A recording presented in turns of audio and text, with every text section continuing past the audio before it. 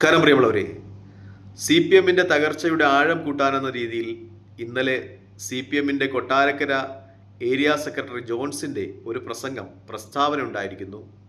വേദിയിൽ മുൻ മന്ത്രി ഗണേഷ് കുമാർ കൂടി ഉണ്ടായിരുന്നു എന്നതാണ് പ്രത്യേകത. നമുക്കറിയാം, കഴിഞ്ഞ നിയമസഭാ തിരഞ്ഞെടുപ്പിൽ സി പി എമ്മിന് ഏറ്റവും വലിയ തിരിച്ചടി ഉണ്ടാകുന്നതിനുള്ള കാരണങ്ങളിൽ ഒന്ന് സി പി എം നേതാക്കന്മാരുടെ നിരുത്തരവാദിത്തപരമായ പ്രസംഗങ്ങളായിരുന്നു. മിക്കപ്പോഴും ജനങ്ങളെ റെസ്പെക്ട് ചെയ്യാത്ത രീതിയിൽ അവരുടെ നാക്ക് അവർ പ്രയോഗിച്ചു. മിക്കപ്പോഴും വർഗീയത കലർന്ന പ്രസംഗങ്ങൾ, പ്രസ്താവനകളൊക്കെ ഉണ്ടായി. അതാണ് സി പി എമ്മിനെ സംബന്ധിച്ച് ഏറ്റവും വലിയ തിരിച്ചടിക്ക് കാരണം എന്ന കാര്യത്തിൽ സംശയമില്ല. ജനക്ഷേമകരമായ പ്രവർത്തനങ്ങൾ ഉണ്ടായിരുന്നു എന്ന് ചോദിച്ചാൽ ഉണ്ടായിരുന്നു. റോഡുകളും പാലങ്ങളും ഒക്കെ നിർമ്മിക്കപ്പെട്ടു. പക്ഷേ ജനങ്ങൾ റെസ്പെക്ട് ചെയ്യപ്പെട്ടിട്ടില്ല എന്നതാണ് എൽ ഡി എഫിനെ സംബന്ധിച്ച് വലിയ തിരിച്ചടിയായത്. ജനക്ഷേമപരമായ പ്രവർത്തനങ്ങൾ എല്ലാ ഗവൺമെൻറ്റുകളും ചെയ്യാറുള്ളതാണ്. പെൻഷനുകൾ അനുവദിക്കുക എല്ലാ ഗവൺമെൻറ്റുകളും ചെയ്യാറുള്ളതാണ്. പക്ഷേ ഒരു ജനാധിപത്യ രീതിയിൽ ജനങ്ങളാൽ തിരഞ്ഞെടുക്കപ്പെടുന്ന പ്രതിനിധികളാണ് മന്ത്രിമാരും എം എൽ എമാരും ഒക്കെ. അപ്പോൾ അവർ ജനങ്ങളെ റെസ്പെക്ട് ചെയ്യേണ്ടതുണ്ട്.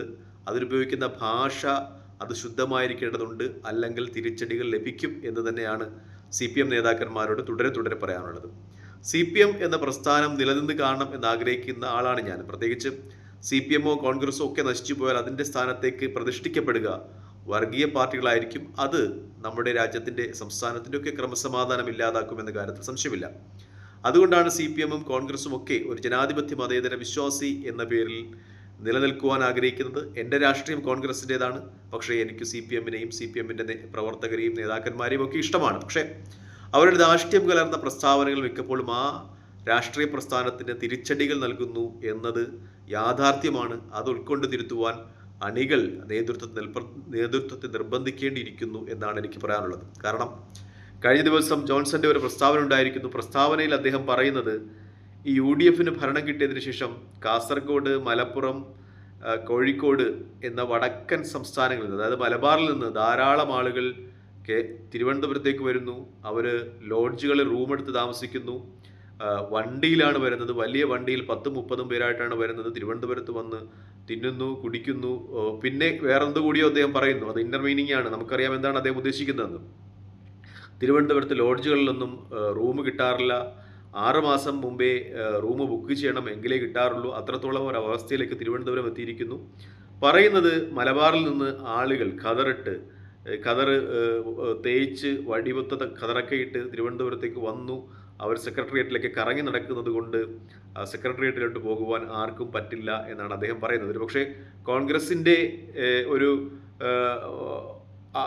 ഖദറിട്ട ആളുകൾ തിരുവനന്തപുരത്ത് തിങ്ങി നിറയുന്നതിനെയൊക്കെ പറ്റി അദ്ദേഹം പരാമർശിക്കുന്നതാകാം. പക്ഷേ ഒരു പ്രദേശത്തെ അല്ലെങ്കിൽ മലബാറിനെ, ചില ജില്ലകളെയൊക്കെ അദ്ദേഹം പേരെടുത്ത് പറയുമ്പോൾ ഉത്തരവാദിത്തപ്പെട്ട പാർട്ടിയുടെ സ്ഥാനത്തിരിക്കുന്ന ഒരാൾ മലബാറിൽ നിന്ന് ആളുകൾ വന്ന് തിരുവനന്തപുരത്ത് ഇങ്ങനെ തിങ്ങിപ്പാർക്കുന്നത് കൊണ്ട് പ്രശ്നമുണ്ട് എന്ന് പറയുമ്പോൾ കേരളത്തിൻ്റെ ഒരു സാംസ്കാരിക തനിമയ്ക്ക് യോജിക്കുന്നതല്ല. പ്രത്യേകിച്ചും കേരളത്തിൻ്റെ ഭാഗമാണ് മലബാറും മലപ്പുറവും കോഴിക്കോടും കണ്ണൂരും തിരുവനന്തപുരവും ഒക്കെ. ഏത് കേരളീയനും ഏത് ഇന്ത്യക്കാരനും ഇവിടെ വരാം, സെക്രട്ടേറിയറ്റിൽ ആവശ്യങ്ങൾക്ക് വരാം, മന്ത്രിമാരെ കാണാം എന്നൊക്കെ ഇരിക്കെ ഇങ്ങനെയുള്ള പ്രസ്താവനകൾ അത് സി പി എമ്മിനെ സംബന്ധിച്ച് തിരിച്ചടികൾ ഉണ്ടാക്കുകയുള്ളൂ എന്ന കാര്യത്തിൽ സംശയമില്ല. ഇനി മറ്റൊന്ന്, അത് സ്വയം ട്രോളുന്നതിന് തുല്യമാണ്. തങ്ങളുടെ പാർട്ടിയുടെ ഭരണകാലത്ത്, സി പി എമ്മിൻ്റെ ഭരണകാലത്ത് ആർക്കും സെക്രട്ടേറിയറ്റിൽ നിന്നും വരാൻ പറ്റില്ല എന്നായിരുന്നു അദ്ദേഹം പറഞ്ഞു വരുന്നതിൻ്റെ അർത്ഥമായി പരിണമിക്കുന്നത്. കാരണം അദ്ദേഹം പറയുന്നത്, ഇപ്പോൾ സെക്രട്ടേറിയറ്റിലൊന്നും ആർക്കും ഒന്ന് കയറാൻ പോലും പറ്റില്ല, അത്രയ്ക്ക് തിരക്കാണ്. നേരത്തെ അങ്ങനെയൊന്നും ഇല്ലായിരുന്നു.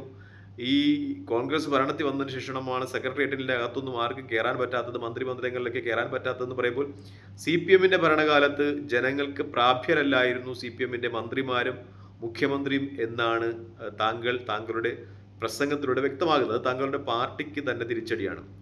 എന്നെ സംബന്ധിച്ച് സി പി എം നേതാക്കന്മാരോട് പറയാനുള്ളത്, ദയവായി നിങ്ങളുടെ നാക്കിനെ നിയന്ത്രിക്കുക. അല്ലെങ്കിൽ നിങ്ങളുടെ പ്രസ്ഥാനം അത് വളരെ വേഗം ഈ ത്രിപുരയിലെയും ബംഗാളിലെയും ഒക്കെ അവസ്ഥയിലേക്ക് എത്തുമെന്നാണ്. സി പി എമ്മിനെ സംബന്ധിച്ച് അവരുടെ മുൻനിര നേതാക്കന്മാരുടെ പ്രസംഗം തന്നെ മിക്കപ്പോഴും ജനങ്ങളുടെ ക്ഷമയെ പരീക്ഷിക്കുന്ന രീതിയിലാണ്. എം എം മണിയുടെയൊക്കെ പ്രസംഗം അത് മിക്കപ്പോഴും അദ്ദേഹത്തെയൊക്കെ സി പി എമ്മുകാർ ന്യായീകരിക്കുന്നത് ഗ്രാമീണ ഭാഷയാണ്, ഗ്രാമീണനാണ്, കളങ്കമില്ലാത്തവനാണെന്നൊക്കെയാണ്. പക്ഷേ അദ്ദേഹത്തിൻ്റെ ഭാഷയിലും എല്ലാത്തിലും നിറഞ്ഞു നിൽക്കുന്ന ഒരു ദ്വയാർത്ഥ പ്രയോഗമുണ്ട്. അത് ഈ പെൺപിള്ളை ഒരുമൈ സമരവുമായി ബന്ധപ്പെട്ടായാലും അവിടെ നടക്കുന്നത് മറ്റേ പണിയാണെന്ന് പറഞ്ഞതായാലും, ഒപ്പം ഈ ഇലക്ഷൻ പരാജയപ്പെടുമ്പോൾ പെൻഷനും എല്ലാം വാങ്ങിച്ചു തിന്നിട്ട് ജനങ്ങൾ മറച്ചു കുത്തി എന്നൊക്കെ പറയുന്നതായാലും അതൊന്നും ഒരു ജനാധിപത്യ രീതിയിൽ യോജിക്കുന്നതല്ല എന്ന തിരിച്ചറിവ് CPMന്റെ സാധാരണ സൈബർ ഇടങ്ങളിൽ പ്രവർത്തിക്കുന്ന ആളുകൾക്ക് ഉണ്ടാകണം. നിങ്ങൾ നിങ്ങളുടെ പാർട്ടിയെ തിരുത്താൻ തയ്യാറാകണം, അല്ലെങ്കിൽ പാർട്ടി കടലെടുത്തു പോകും എന്ന് തന്നെയാണ് പറയാനുള്ളത്. ഇലക്ഷന്റെ സമയത്താണെങ്കിൽ സജി ചെറിയാനും വിജയരാഘവനും ഒക്കെ പരാജയത്തിന്റെ ഒരു ആഴം കൂട്ടിയിട്ടുണ്ട് എന്നത് വ്യക്തമാണ്. വിജയരാഘവൻ പറഞ്ഞത് മലപ്പുറത്തും കാസർഗോഡും ഒക്കെ സജി ചെറിയാൻ പറഞ്ഞത് മലപ്പുറത്തും കാസർഗോഡും ഒക്കെ മത്സരിച്ച് വിജയിക്കുന്ന ആളുകളുടെ പേരെടുത്ത് നോക്കിയാൽ അറിയാം അവരുടെ കാര്യങ്ങൾ എന്നാണ്. അതിലൊക്കെ തന്നെയും ഒരു വർഗീയമായ പരാമർശങ്ങൾ ഉണ്ട് എന്ന് വ്യക്തമാണ്. CPMനെ പോലെ സെക്കുലറിസത്തിൽ വിശ്വസിക്കുന്ന, CPMനെ പോലെ മതേതരത്തിന് ശക്തി പകരുവാൻ കഴിയുന്ന ഒരു പ്രസ്ഥാനത്തിൽ നിന്ന് ഉണ്ടാകുവാൻ പാടുള്ളതല്ല ഇത്തരം പ്രസ്താവനകൾ എന്നതാണ് യാഥാർത്ഥ്യം. പിന്നെ പറയുകയേ വേണ്ട, വെള്ളാപ്പള്ളി നടേശനെ ഒക്കെയും ന്യായീകരിക്കുന്ന രീതിയിലുള്ള പ്രസ്താവനകളുമായി CPMന്റെ നേതാക്കന്മാർ മുന്നോട്ട് പോയിട്ടുണ്ട്. അദ്ദേഹം മലപ്പുറം ജില്ലയും മുസ്ലിം സമുദായത്തുമൊക്കെ നിരന്തരം ആക്രമിക്കുമ്പോഴും അദ്ദേഹത്തെ സ്റ്റേറ്റ് കാറിൽ വിളിച്ച് ആനയിച്ചു കൊണ്ടുപോയിട്ടുണ്ട് മുഖ്യമന്ത്രി പിണറായി വിജയൻ. മാത്രമല്ല മറ്റൊരു കാര്യം കൂടിയുണ്ട് CPMന്റെ പരാജയത്തിന്. അത് യോഗി ആദിത്യനാഥിന്റെ ആശംസാ പ്രസംഗം ഈ ശബരിമലയുമായി ബന്ധപ്പെട്ട് അവിടെ നടന്ന അയ്യപ്പ സംഗമത്തിൽ വായിച്ചു എന്നതുമായി ബന്ധപ്പെട്ടൊക്കെ ഒരുപാട് വിവാദങ്ങൾ CPM ക്ഷണിച്ചു വരുത്തിയിട്ടുണ്ട്. അതിൻ്റെയൊക്കെ അനന്തരഫലമായിരുന്നു തെരഞ്ഞെടുപ്പിന്റെ പരാജയം എന്ന കാര്യത്തിൽ സംശയമില്ല. ഒരിക്കൽ കൂടി ഇതാ ആവർത്തിക്കപ്പെടുകയാണ്. കൊട്ടാരക്കരയിൽ നിന്ന് CPMന്റെ കൊട്ടാരക്കര ഏരിയ സെക്രട്ടറി ജോൺസൺ എന്നാണ് അദ്ദേഹത്തിന്റെ പേരെന്ന് തോന്നുന്നു. അദ്ദേഹം ഒരിക്കൽ കൂടി അത്തരം ഉത്തരവാദിത്തമില്ലാത്ത പ്രസ്താവനകൾ നടത്തുന്നു. മലപ്പുറത്ത് നിന്ന്, കോഴിക്കോട് നിന്ന്,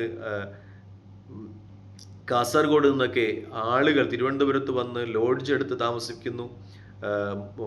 6 മാസം മുമ്പേ ലോഡ്ജ് ബുക്ക് ചെയ്യണം, അല്ലെങ്കിൽ ഇപ്പോൾ അവർ വരുന്നതുകൊണ്ട് ലോഡ്ജ് കിട്ടാത്ത അവസ്ഥയാണ് എന്ന രീതിയിലൊക്കെ പറയുമ്പോൾ, അവർ വന്ന് തിന്നുകുടിച്ച് മറ്റെന്തോ ചെയ്തൊക്കെ പോകുന്നു എന്ന് പറയുമ്പോൾ അത് വല്ലാത്ത ഒരു ഇൻസൾട്ട് ഉണ്ടാക്കുന്ന സംസാരമാണ്. പ്രത്യേകിച്ചും കേരളത്തിന്റെ പ്രാദേശികമായി തന്നെ വിഭജിക്കുവാനുള്ള ശ്രമങ്ങളാണൊക്കെ നടക്കുന്നത് എന്ന് പറയേണ്ടിയിരിക്കുന്നു എന്നതാണ് യാഥാർത്ഥ്യം. അതുകൊണ്ട് CPMന്റെ നേതാക്കന്മാർ അവരുടെ ഒരു സ്ട്രിക്റ്റ് ആയിട്ട് അവരുടെ നേതാക്കന്മാർക്ക് നിർദ്ദേശം കൊടുക്കുക, ഉത്തരവാദിത്തപരമല്ലാത്ത പ്രസ്താവനകൾ നടത്തരുതെന്ന് CPM കുറച്ചുകൂടി ശ്രദ്ധ കേന്ദ്രീകരിക്കുക അതിൽ. അല്ലെങ്കിൽ പാർട്ടിയുടെ കാര്യം അപകടത്തിലാണെന്ന് പറയാതെ വയ്യ. കാരണം അത്രത്തോളം കേരളത്തിലെ യുവജനങ്ങളൊക്കെ ഇത് ശ്രദ്ധിക്കുന്നുണ്ട്. സോഷ്യൽ മീഡിയയുടെ യുഗമാണ്.